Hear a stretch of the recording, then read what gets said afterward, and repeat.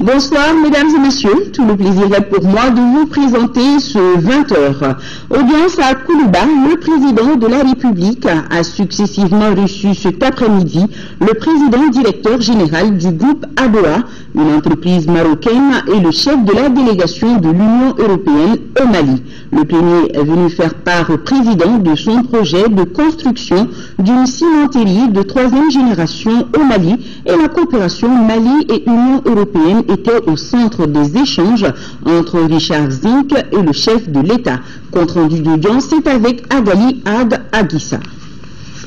Le groupe ADOA veut investir dans le secteur de l'industrie et du commerce au Mali. L'entreprise marocaine va débourser plus de 19 milliards de francs CFA pour l'installation d'une cimenterie non loin de la ville de Bamako. Le sujet était au centre des échanges entre le président de la République Ibrahim Boubacar Keïta et le président directeur général du groupe ADOA Anas Sefriou, reçu en audience à Koulouba. Nous avons évoqué deux sujets. Le premier, c'est le lancement dans les prochains jours de la nouvelle cimenterie CIMAF, qui produira 500 000 tonnes de ciment au Mali. Donc c'est une cimenterie de 3e génération. Son Excellence le Président tient beaucoup au logement social. Et donc, comme vous le savez, au Maroc, le groupe Doha, il réalise aujourd'hui un peu plus de 30 000 logements par an, ce qui fait à peu près 100 appartements au jour, et avec un guichet unique qui permet à nos futurs acheteurs d'être servis sur place, et nous pensons dupliquer ce modèle au Mali. Le premier coût d'investissement sur la cimenterie est de 30 millions d'euros. Parmi les visiteurs du jour sur la colline du pouvoir figurait également le chef de la délégation de l'Union européenne au Mali. Richard Zink et le président de la République ont fait le bilan de la coopération européenne au Mali. On a parlé des séminaires et réunions qui ont lieu à Bruxelles récemment concernant notre coopération. On a parlé concernant les pourparlers inclusifs et les conférences qui ont lieu actuellement à Bruxelles. L'Union européenne est co-signateur des accords de Ouaga. Les discussions qui ont lieu ce matin au CICB sur les expériences des accords du passé sont importantes. La réunion qui va lieu demain sur les cantonnements, ça sera encore plus importante. Et nous, on espère qu'une paix durable retourne, une paix durable qui nous permet de faire également des programmes au nord, mais une paix durable qui permet à tous les Maliens de vivre, de retourner dans leur village. L'opération européenne au Mali est multiforme. Elle porte entre autres sur l'agriculture, la santé, l'éducation. Je vous le disais tantôt, un atelier de haut niveau s'est ouvert ce matin ici à Bamako. Il porte sur les leçons tirées de la mise en œuvre des accords de paix passés. La rencontre mobilise tous les acteurs impliqués dans la résolution de la crise malienne. Cette réunion présidée par le Premier ministre devra permettre d'ouvrir les débats sur la modalité d'un véritable dialogue inclusif entre tous les fils du pays. Ibrahim Traoré. Cette réunion de haut niveau mobilise le gouvernement, les forces vives de la nation, des représentants des groupes armés et les amis du Mali. Ils entendent discuter en toute franchise et en toute responsabilité de l'avenir du pays. Les débats portent essentiellement sur les leçons apprises de la mise en œuvre des accords de paix signés dans le passé. Les acteurs impliqués dans le processus de sortie de crise au Mali posent ainsi les jalons d'un véritable dialogue inclusif à Bamako entre tous les fils du pays. L'avenir du Malien reste avant tout entre les mains des Maliens, sans exclusion et sans discrimination. Je constate par cette participation qu'il y a une volonté manifeste de la part de tous les acteurs maliens de trouver une solution durable à la crise récurrente au Mali, volonté réitérée lors de la visite du Conseil de sécurité il y a 2 semaines de cela. Il s'agit de tirer les leçons du passé, d'apprendre des expériences des autres pays qui ont connu des problèmes similaires et d'envisager une approche appropriée pour l'élaboration du prochain accord de paix global. Cette rencontre de Bamako débat surtout des modalités des pourparlers inclusifs de paix, de leur format ainsi que des mécanismes qui favoriseront non seulement l'application de l'accord global de paix, mais aussi le suivi et le respect des engagements pris par les parties. Sur ce point, le Premier ministre rassure. Je veux vous dire que le gouvernement est très attentif à tout ce que nos frères et sœurs du Nord ressentent. Nous sommes conscients des graves déficits de développement humain, économique et social. Nous comprenons les souffrances des populations et nous avons la volonté d'y apporter une réponse juste. Mesdames et messieurs, demain, nous mettrons en œuvre une régionalisation robuste qui renforcera les acquis de la décentralisation en dotant les collectivités décentralisées de larges compétences dans la gestion des affaires locales et des ressources appropriées pour mettre en œuvre ces compétences. Nous intégrerons les légitimités traditionnelles dans le processus décisionnel des organes régionaux et locaux. Nous appliquerons le plan de développement accéléré des régions du Nord pour corriger les graves déficits en termes de développement humain, ce dans un horizon temporel de 5 ans. La rencontre d'aujourd'hui est la première étape d'un processus qui touchera à d'autres questions centrales, difficiles pour certaines, telles que les opérations de cantonnement, de désarmement, de démobilisation, la réinsertion économique des ex-combattants, le retour effectif de l'administration dans les régions du Nord, l'accès rapide des populations aux services sociaux de base. Le gouvernement que j'ai l'honneur de conduire, sous la haute autorité du président de la République, son Excellence Ibrahim Boubacar Keïta, est animé par la volonté inébranlable de mener un dialogue national avec l'ensemble des communautés, avec tous les acteurs du conflit. Les défis sont donc nombreux, les populations attendent, le temps presse. Tous sont convaincus qu'il est important d'engager enfin les vraies discussions. Au cours de cette rencontre, 3 panels sont animés, notamment sur les causes profondes d'une crise à répétition, les avancées et les limites des accords passés et les expériences régionales. Le nouveau bureau de l'Assemblée nationale a été mis en place hier après-midi. C'est au cours d'une séance plénière. Il est composé d'un bureau de 18 membres, dont 3 femmes. Le nouveau bureau regroupe toutes les sensibilités, en l'occurrence la mouvance présidentielle et l'opposition. La première vice-présidence de l'Assemblée nationale revient au groupe parlementaire RPM et la 3e vice-présidence au groupe Vigilance républicaine et démocratique de l'opposition. Retour sur la composition du nouveau bureau de l'Assemblée nationale, c'est avec Brahma Traori. Le bureau de l'Assemblée nationale est désormais au complet. Après l'élection du président de l'institution Issaka Sidibé le 22 janvier dernier, les autres membres de l'instance dirigeante sont connus. La première vice-présidence y revient à Amadou Tunkara du groupe parlementaire RPM. Amadou Tcham de l'APM occupe la 2e vice-présidence. Quant à la 3e vice-présidence de l'Assemblée nationale, elle est confiée à Amadou Sissé du groupe parlementaire Vigilance républicaine et démocratique de l'opposition. Ahmada Soukouna de l'ADEMA PSJ et Aïcha Belko Maïka du RPM sont tenus respectivement au poste de la 4e et 5e vice-présidence de l'Assemblée nationale. Concernant les postes de la 6e vice-présidence, il revient à Bajan Ag Hamatou du RPM. Les 2 dernières vice-présidences, à savoir la 7e et la 8e, sont respectivement occupées par Dédouma Sanogo du groupe Far Sabi et Hari Nyangadou de l'APM. Quant au poste du premier questeur de l'Assemblée nationale, il revient à Mourou Djansoua du groupe parlementaire RPM. Et Belkoba de l'APM est élu 2e questeur. À ce bureau s'ajoutent 8 secrétaires parlementaires, dont 5 du RPM, 1 de VRD, 1 de l'ADEMA PSJ et 1 de l'APM. C'est à l'issue d'un vote à bulletin secret que le nouveau bureau de l'Assemblée nationale a été mis en place. 133 députés ont voté pour, 10 contre et une abstention. Suivant quelques réactions de députés après la mise en place de ce nouveau bureau, si la mouvance présidentielle et l'opposition se félicitent de la mise en place du nouveau bureau de l'Assemblée nationale, le groupe parlementaire Vigilance républicaine et démocratique regrette son absence au niveau de la questure. Et sur ce point, le parti majoritaire précise que la questure n'est plus d'actualité. Brahma Traoré nous en dit plus. Ce sont au total 14 hommes et 4 femmes qui composent le nouveau bureau de l'Assemblée nationale. Ce bureau est tenu pour 1 an, excepté le poste du président de l'institution dont la durée est de 5 ans. Pour la mouvance présidentielle, la composition de la nouvelle équipe reflète la configuration du Parlement. C'est un bon bureau, c'est toutes les sensibilités qui se retrouvent là-dedans.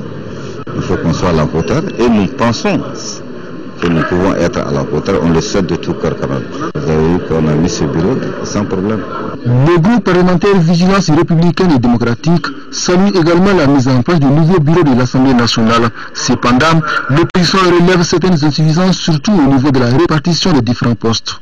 Le bureau que nous venons de mettre en place, le groupe d'opposition Vigilance républicaine et démocratique y figure au niveau de la vice-présidence et du secrétariat parlementaire.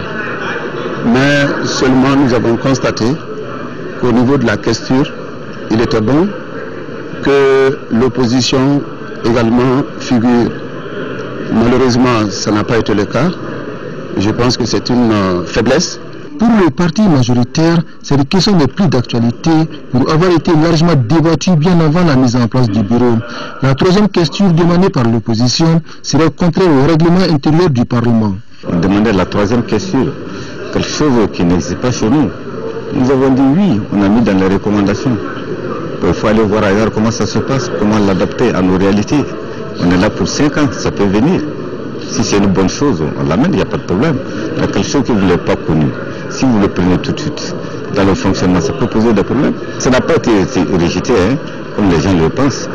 On a mis dans nos recommandations. Et nous constatons malheureusement également qu'au niveau du contrôle, notamment le contrôle de l'action du gouvernement, l'opposition aurait souhaité participer au bureau de la Commission des finances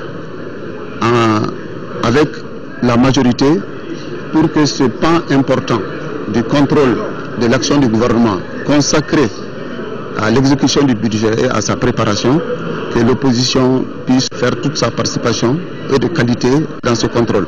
Après l'élection du nouveau bureau de l'Assemblée nationale, les députés ont procédé à la mise en place des différentes commissions de travail. Elles sont 12 au total et prennent en compte tous les secteurs, éducation, santé, finances, défense et affaires étrangères, entre autres. Toujours place de la République, le président de l'Assemblée nationale a reçu successivement le représentant résident du Fonds monétaire international au Mali et l'ambassadeur du Royaume d'Espagne au Mali. Entre autres sujets débattus lors de ces rencontres, un programme initié par le FMI et le projet de coopération entre le Mali et l'Espagne. Rachel Tissoubé, compte rendu. Le représentant résident du Fonds monétaire international est venu informer le président de l'Assemblée nationale des activités du FMI au Mali. Ils ont également évoqué le sujet de la collaboration entre les deux structures. Le programme triannuel, je lui ai décrit en gros termes le contenu de ce programme. Et j'ai souligné que la mise en œuvre de ce programme dépend aussi sur le soutien de l'Assemblée pour mettre en œuvre ce programme. Une première étape sera l'adoption de la loi de finances 2014 qui est à la base des engagements macroéconomiques. Quant à l'ambassadeur du Royaume d'Espagne, il est venu rendre une visite de courtoisie au président de l'Assemblée nationale. Il lui a transmis les félicitations du gouvernement et du Parlement d'Espagne suite à son élection à la tête de l'institution.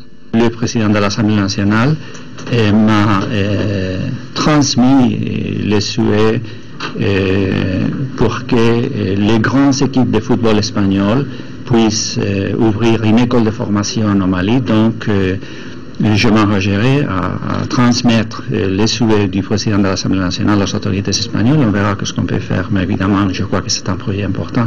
Il y a d'autres projets de coopération, évidemment. On a parlé aussi de la présence croissante en Espagne de la communauté malienne. Donc, c'est un facteur important. L'ambassadeur d'Espagne promet que son pays sera toujours aux côtés du Mali tout en respectant le Mali. Et nous allons se communiquer sur invitation du ministre des Affaires étrangères et de la coopération internationale, Zahabi Ould Sidi Mohamed. Le ministre suédois des Affaires étrangères, Carl Bildt, effectuera au Mali une visite d'amitié de travail du vendredi 14 au dimanche 16 février 2014. Durant son séjour, le chef de la diplomatie suédoise sera reçu en audience par le président de la République, chef de l'État, Ibrahim Boubacar Keïta, et aura une séance de travail avec son homologue malien au ministère des Affaires étrangères et de la Carl Bildt aura également des entretiens avec le ministre de la Défense et des Anciens combattants et se rendra à Tombouctou les dimanches 16 février 2014.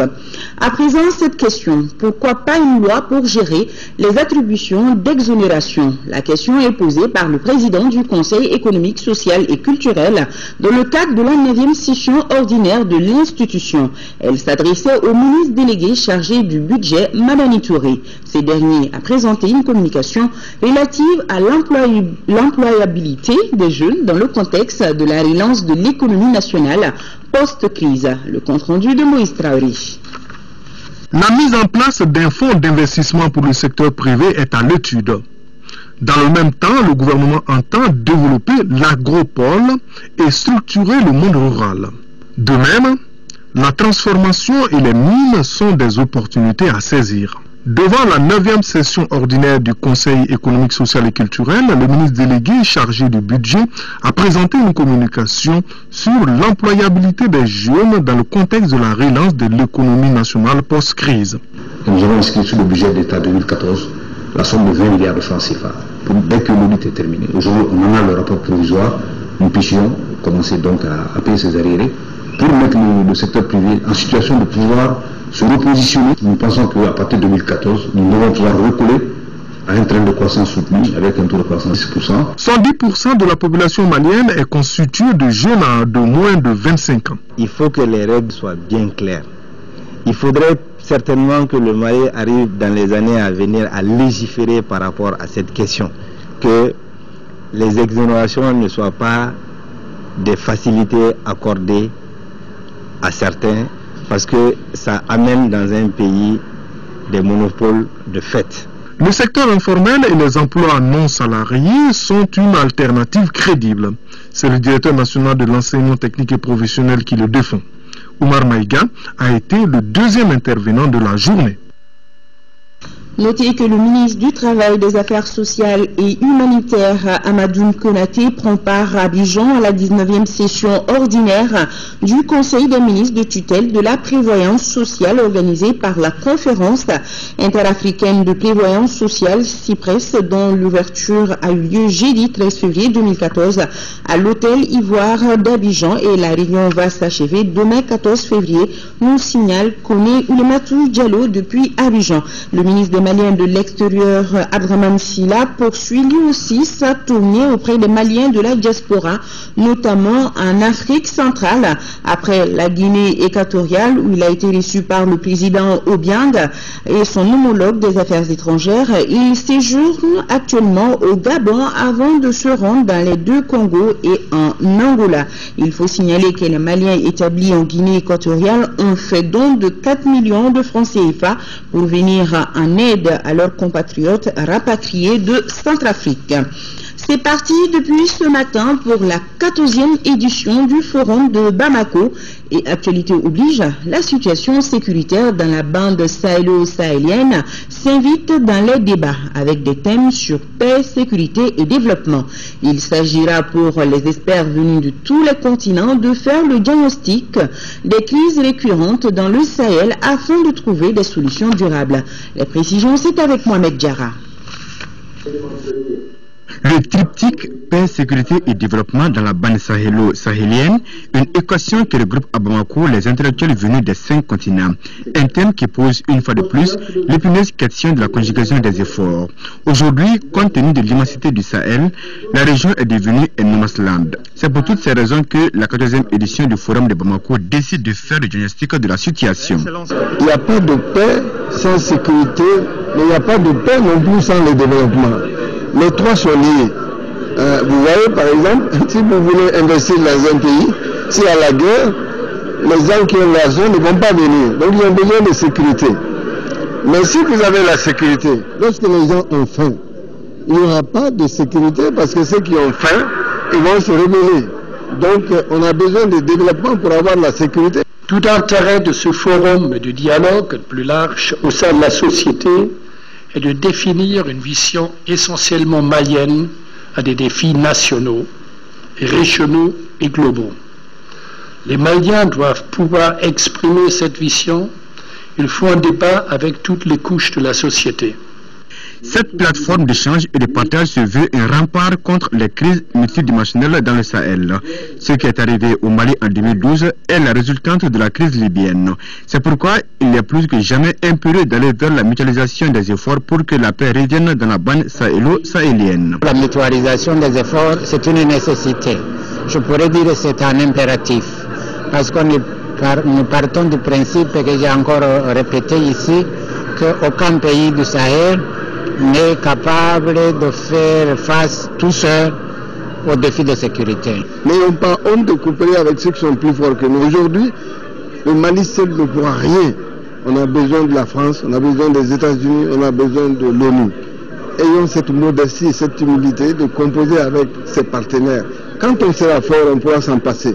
Le Mali, qui est sorti exsangue de cette crise majeure, se relève grâce à la mobilisation de la communauté internationale. Cette solidarité internationale se poursuivra dans les jours à venir. Les États-Unis viseront surtout et d'abord l'amélioration des institutions que l'efficacité opérationnelle.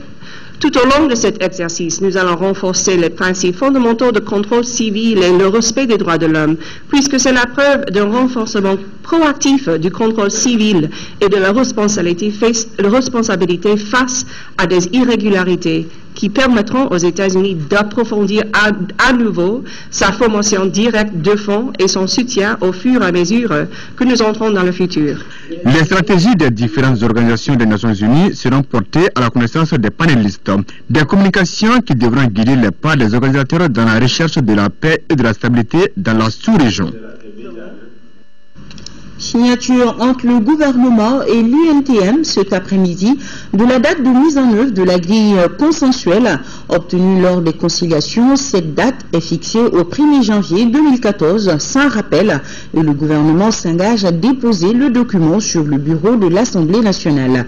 Daouda Sidiki Diarra nous raconte cette rencontre tripartite, gouvernement, UNTM et le Conseil national du patronat du Mali.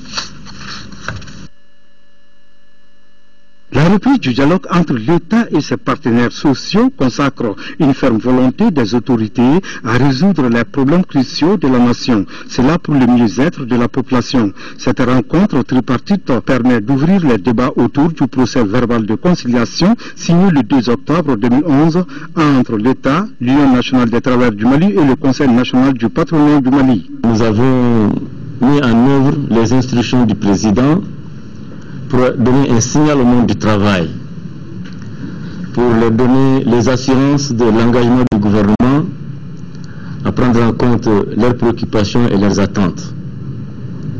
C'est ce qui explique le renouement du dialogue aujourd'hui. À l'issue des travaux, un document de mise en œuvre de l'un des points de revendication a été signé entre le gouvernement et l'UNTM. Nous venons de nous mettre d'accord avec le gouvernement de l'application de la grille janvier 2014 sans rappel.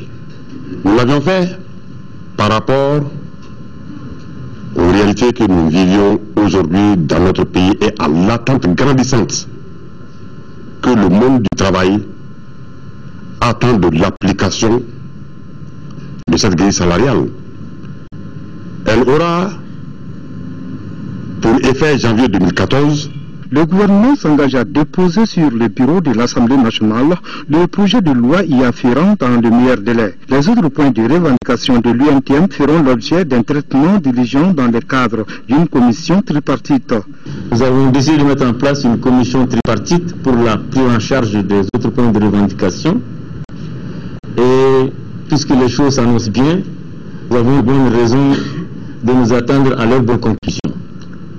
Le signal que nous voulons donner au monde du travail, c'est notre détermination à prendre en charge leurs préoccupations, à les inclure dans l'ensemble des négociations qui se font dans notre pays, à les hisser au niveau où ils doivent être. S'agissant de l'intégration des contractuels dans la fonction publique de l'État et des collectivités territoriales, le ministre a dit que le processus est en cours. Rappelons que le pacte de solidarité pour la croissance et le développement a permis d'apaiser le climat social.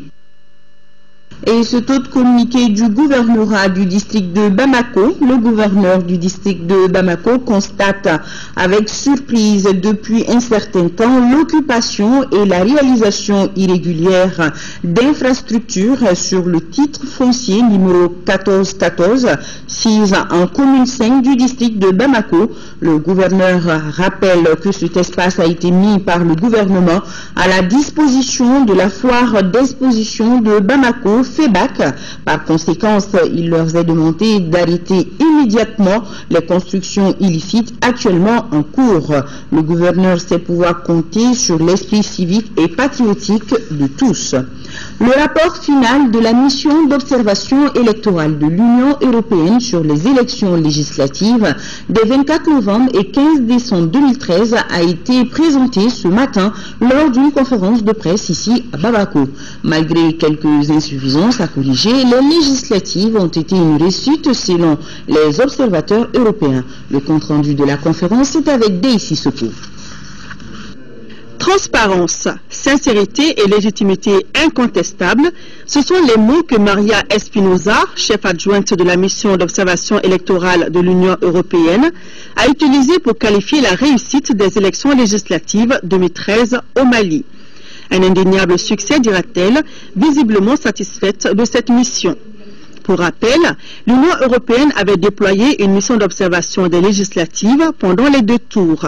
La mission, composée d'une centaine de personnes, était dirigée par le député européen Louis Michel. Pour la mission, les autorités maliennes ont travaillé avec professionnalisme et impartialité, d'où le résultat satisfaisant malgré quelques insuffisances. Le chef de la mission, Louis Michel, député européen, a tenu à saluer l'indéniable succès que constituent ces élections législatives qui, dans l'ensemble, se sont déroulées dans des conditions de transparence, de sincérité et de légitimité incontestable. Après un bilan positif déjà enregistré en juillet et en août dernier, lors de l'élection présidentielle. La bonne tenue de ces législatives permet au Mali de consolider les conditions nécessaires au règlement global de la crise. Mais la mission européenne ne se limite pas à relever les insuffisances. Son rapport de 99 pages fait également état d'une trentaine de recommandations nécessaires pour améliorer davantage le processus en rapport avec les principes internationaux en vigueur. La pérennisation de la transparence et de la traçabilité des résultats provisoires et définitifs désagrégés par bureau de vote, ainsi que leur mise à disposition immédiate aux citoyens sur l'Internet. La Cour constitutionnelle, elle a la faculté, qui lui a donné la loi, et ils le font toujours d'accord avec la loi, d'annuler des voix. Et ce serait nécessaire pour le cycle électoral suivant que ce soit que les conditions pour lesquelles on valide ou on invalide et on élimine un bureau de vote complet soient connues. Les règles du jeu, qu'elles soient connues à l'avance. C'est notre recommandation, ce qui n'est pas le cas maintenant. Et ensuite, l'actualisation et le renouvellement du fichier biométrique 2013 par l'inclusion de tous les Maliens ayant droit au vote. Dans l'ensemble, le processus était correct. Et pour les Européens, l'État, les médias, les observateurs nationaux, la société civile, chacun a joué son rôle. Après l'élection présidentielle réussie, le Mali peut se réjouir d'avoir mené à bon port ces élections législatives. Une réussite qui marque, à n'en pas douter, le retour définitif à l'ordre constitutionnel. Et vous pourrez retrouver ce rapport final de la mission d'observation électorale de l'Union européenne sur le site www.moe-mali2013.eu. 10e session du conseil d'administration de l'Agence des technologies de l'information et de la communication AGETIC. La rencontre va permettre aux administrateurs d'adopter les recommandations issues de la 9e session et de plancher sur les perspectives de 2014. Moussa Fani, reportage. Le projet de budget 2014 de l'Agence des technologies de l'information et de la communication AGETIC, 1 milliard de francs CFA. Cette année, l'AGETIC devra favoriser les opportunités d'utilisation du potentiel des TIC dans le développement du pays. Selon le ministre de la Communication et des Nouvelles Technologies de l'Information, cette 10e session se tient dans un contexte qui suscite de l'espoir au sein de l'agence. L'AGETIC joue un rôle éminemment important dans le développement et l'utilisation des TIC au sein de l'administration publique, dont les activités ont été sérieusement affectées par les restrictions budgétaires dues à la crise institutionnelle qui a secoué le pays. Les grands axes continuent à être l'Internet de l'administration, la bonne gouvernance, la connexion des communes et des écoles, c'est-à-dire la popularisation de l'accès à Internet par la connexion des communes et des écoles. L'un des volets de 2014 sera aussi la poursuite du renforcement des capacités du personnel de l'agence afin de consolider les acquis. Il sera aussi nécessaire de mettre l'accent sur la sensibilisation et la communication, car l'utilisation des technologies de l'information et de la communication induit un changement de comportement, un changement de mode de vie, toute chose qui nécessite aussi un accompagnement et un suivi à moyen et court terme. Les responsables de l'AGETIC entendent mieux orienter les actions à venir afin de répondre aux exigences de développement en matière d'éthique. Direction Tombouctou, où le ministre de l'Emploi et de la Formation professionnelle a procédé au lancement du programme de haute intensité de main-d'œuvre, un mécanisme qui permet d'employer plusieurs jeunes pour une activité quelconque, moyennant une rémunération. À Goundam et à Diré, le ministre Babi a insisté sur l'importance qu'accorde le gouvernement à la question de l'emploi, particulièrement au nord après la crise. Il est attendu en correspondance. À Diré comme à Goundam, le ministre de l'Emploi et de la Formation professionnelle a été reçu par les autorités administratives et la jeunesse. L'objet de cette visite rentre dans le cadre du lancement du programme de la haute intensité de la main-d'œuvre IMO à travers la pêche. Pendant 10 jours, les jeunes de ces localités vont assainir leur ville, moyennant une rémunération créant du coût de l'emploi. Cette opération se situe dans le cadre du programme d'urgence pour le Nord et en particulier dans le cadre de la relance des activités économiques et sociales.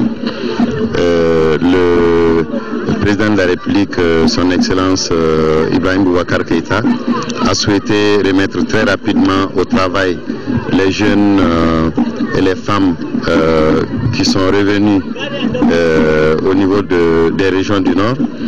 Donc nous situons ces travaux IMO dans ce cadre-là. À Goundam, le ministre a rendu visite à la notabilité et s'est entretenu avec la jeunesse. Ces échanges ont rassuré la délégation de l'engagement des populations pour le retour définitif de la paix. Retrouver les miens dans ce contexte-là, ça me réconforte qu'il faut que nous fassions encore plus pour que les Maliens puissent se retrouver, pour que les Maliens puissent bâtir ensemble ce bien commun que nous avons ensemble, le Mali. Je lance un appel aux jeunes pour se remettre au travail. Auparavant, le ministre avait rencontré les ministres à la préfecture de Goundam. Suite des tueries de Tamkoutat, les enquêtes se poursuivent. Le gouverneur de la région de Gao amorce les actions tendant à retrouver les coupables. Pour y arriver, l'exécutif a regroupé les représentants du village de Tamkoutat, ceux des communes d'Anchawash et de Teli et l'administration régionale. Sur place, la correspondance de Daouda Zoumana Traori. Ce sont des communautés déterminées à en finir avec l'insécurité qui sont venues rencontrer le gouverneur de Gao et son staff. À cause des séries d'attaques, de vols de bétail et d'autres exactions, la population d'Anchawash s'inquiète. C'est pourquoi cette rencontre a été un cadre d'échange et de franc-parler. La population de Tamkoutat se dit rassurée par les propositions de cette rencontre. Nous avons compris dans sa réponse que vraiment ils sont prêts à répondre à toutes nos aspirations. Par rapport à la collaboration, il n'y a pas de problème. Dans l'immédiat, les infrastructures de communication seront réhabilitées et l'administration sera auprès de la population avec l'engagement des femmes, de l'aménagement et des Serval. Que la population qui se trouve dans ces lieux-là ne soit pas inquiétée. En plus, il y a un point important, c'est que les auteurs de ces crimes-là, il faut tout mettre en œuvre pour les chercher et les mettre à la disposition effectivement de la justice. Cette rencontre fait suite à l'attaque des forains par des bandits armés faisant 30 morts parmi la population de Tamkoutat. Et suite aux tueries de Tamkoutat, le comité exécutif de l'ALEMA PSJ, au nom de l'ensemble des militants et sympathisants du parti, exprime ses profondes compassions et ses condoléances les plus attristées aux familles endeuillées. Lancement d'une vaste campagne de sensibilisation et de mobilisation sur le VIH-Sida en milieu scolaire, une initiative du Réseau national de la jeunesse du Mali. L'association prend en compte les préoccupations auxquelles la jeunesse est confrontée et la dite campagne va concerner les 6 communes du district de Bamako et Kati. Al-Dumatina, reportage. Vaste campagne de communication et de sensibilisation du Réseau national de la jeunesse du Mali. Ayant pour objectif d'offrir un cadre idéal à la jeunesse, le RENAGEM s'est engagé aux côtés des autorités maliennes et des partenaires pour faire face aux défis du VIH-Sida. C'est dans cet esprit qu'a été initiée cette campagne de sensibilisation. Il est important pour tous les acteurs de monter la vigilance auprès de certains groupes cibles, notamment les jeunes de 15 à 19 ans et de 20 à 29 ans, dans le but de rompre définitivement la chaîne de transmission du VIH. Pendant 2 semaines, les animateurs et les pères éducateurs du RENAGEM et leurs partenaires ONU-SIDA sillonneront les 6 communes du cirque de Bamako et Kati pour échanger avec les jeunes, surtout en milieu scolaire. C'est là pour l'atteinte de l'objectif 0. Les jeunes, vous êtes au centre de cette stratégie de l'ONU-SIDA. Nous serons toujours là pour renforcer les capacités des jeunes pour relever ces défis. C'est dans ce cadre que nous avons décidé d'accompagner la campagne de communication du réseau national de la jeunesse du Mali, le RENAGEM. Nous disons dans la lutte contre le sida, c'est dans la tête des enfants qu'il faut élever les remparts de la prévention, les remparts de la protection. Le RENAGEM compte 110 associations et organisations membres et est représenté dans les différentes régions du Mali. Promotion des soins essentiels dans la communauté, l'UNICEF vient de récompenser les meilleurs agents de santé communautaire du district sanitaire de Djema. C'était mardi dernier lors d'une cérémonie spéciale. Nos envoyés spéciaux à Djema sont Tchessira Dambélé et Abdul Salam Bambara. C'est une sénonisation que l'UNICEF et ses partenaires veulent créer et maintenir entre les ASC, les agents de santé communautaire, en partageant entre 5 d'entre eux la somme d'1 million de francs CFA et des diplômes de reconnaissance du mérite. Il s'agit de ceux qui se sont distingués en 2013 par leurs résultats dans la prise en charge de certains problèmes de santé chez les enfants de 0 à 5 ans. La sélection a été faite sur la base de 5 critères clés.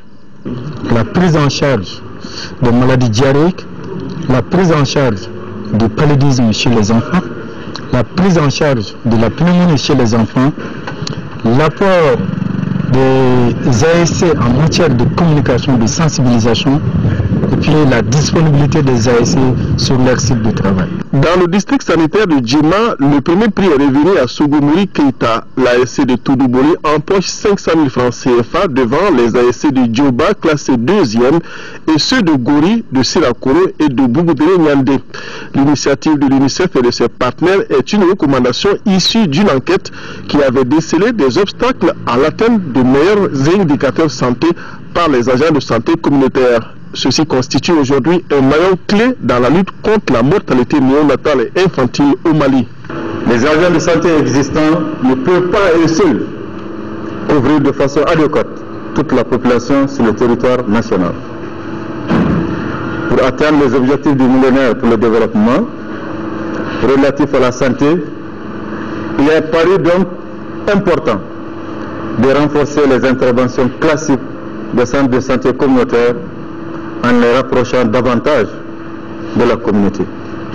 Notre région s'est lancée dans l'initiative et aujourd'hui nous comptons environ 270 sites ASC couvrant environ 40% de la population à plus de 5 km².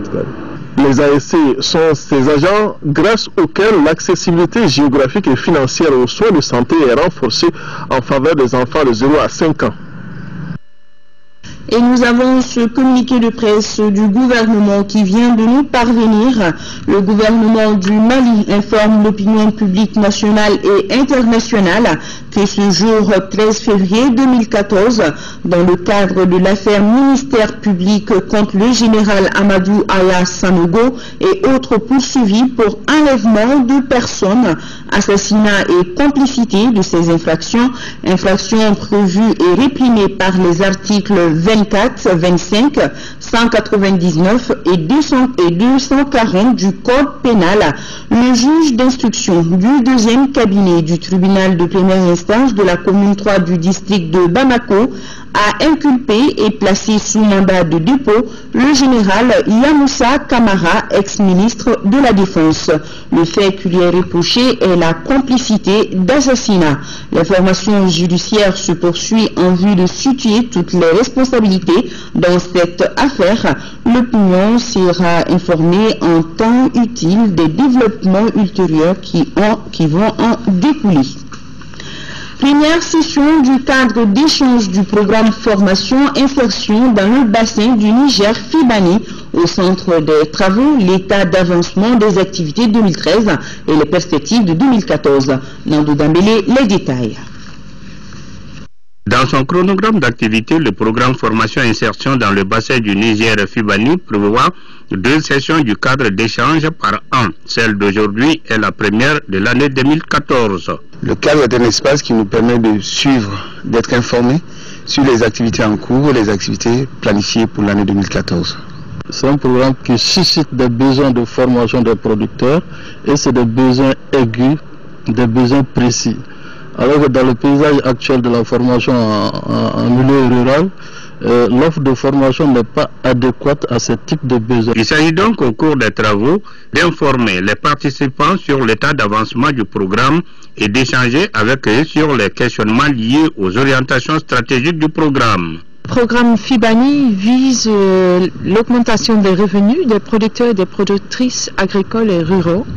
On a commencé par un programme d'organisation et de mise en place d'apprentissage dual pour les artisans.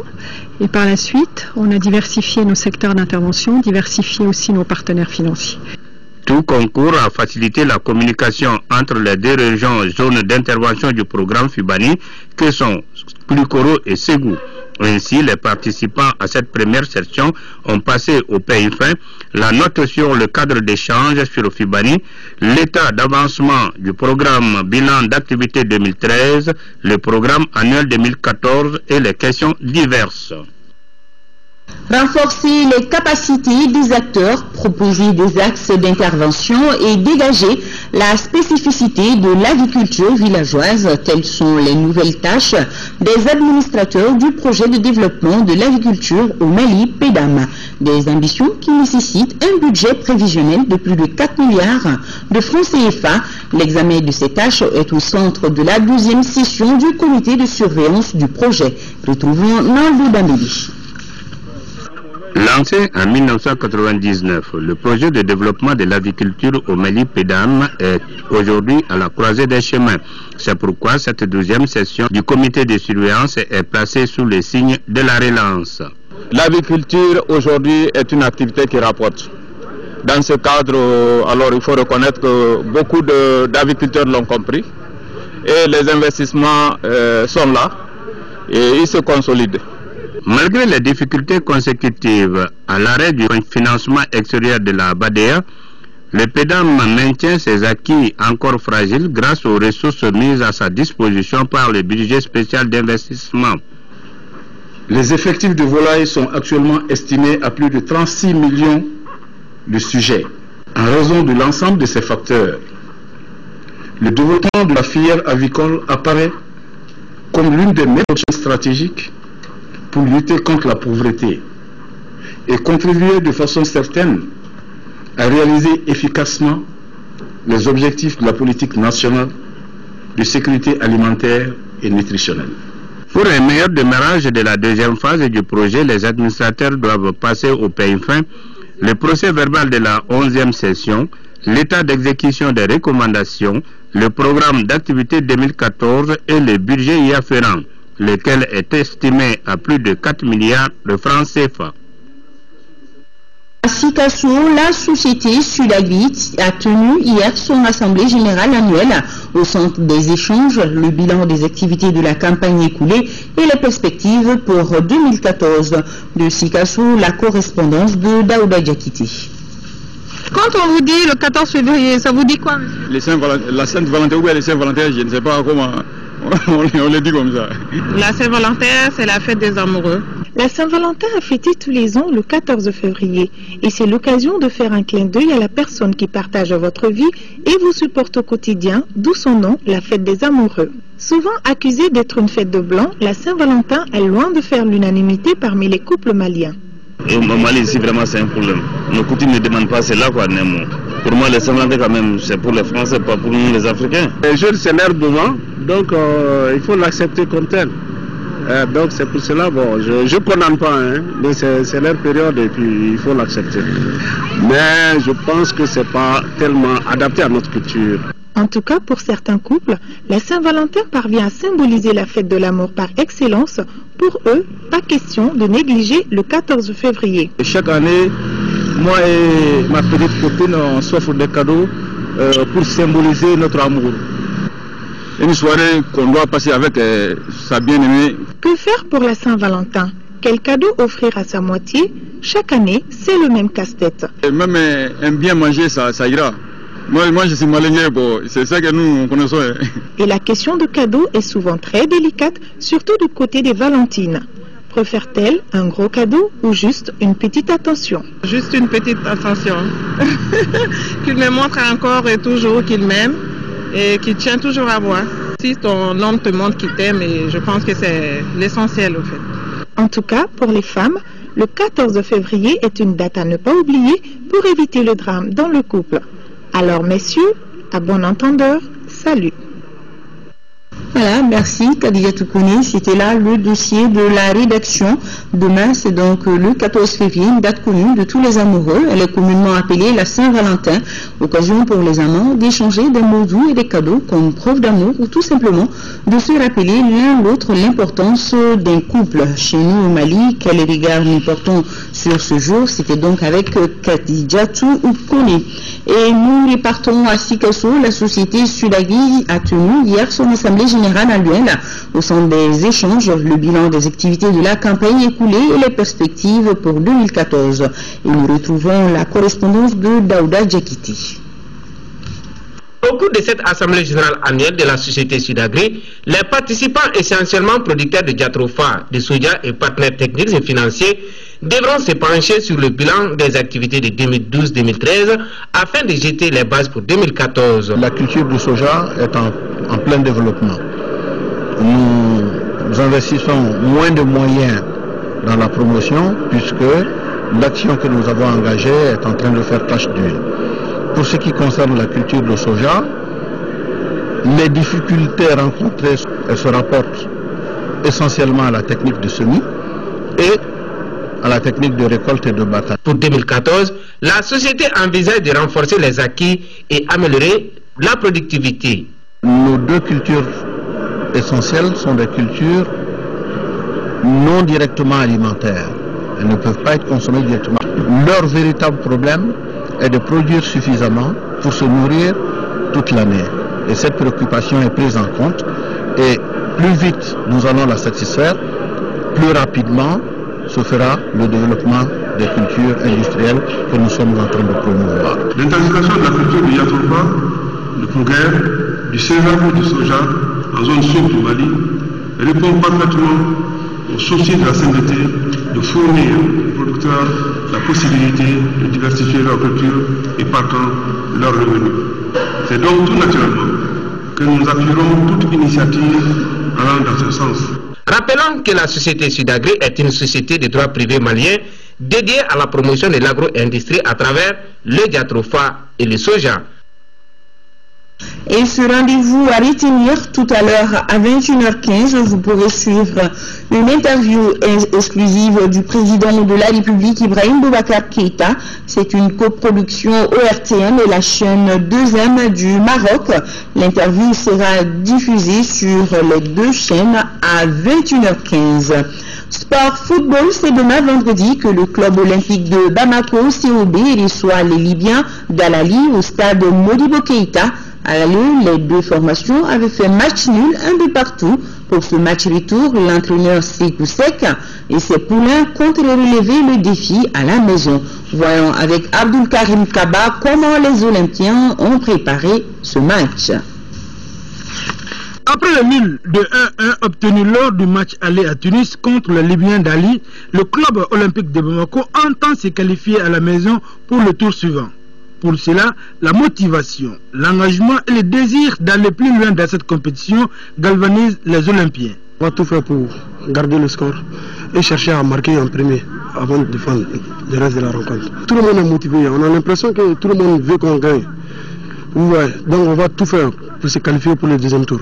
Avant d'aller en Tunisie, on ne connaissait pas trop l'adversaire, mais aujourd'hui, Dieu merci, on les a vus jouer, on sait quelles sont leurs forces et on sait qu'ils ont des défauts aussi. Maintenant, à nous de nous appuyer sur leurs défauts afin d'essayer de les surprendre, essayer rapidement de rentrer dans les matchs, si possible scorer rapidement et ne pas s'aimer de doutes au sein de notre camp, essayer de s'aimer de doutes dans les camps adverses.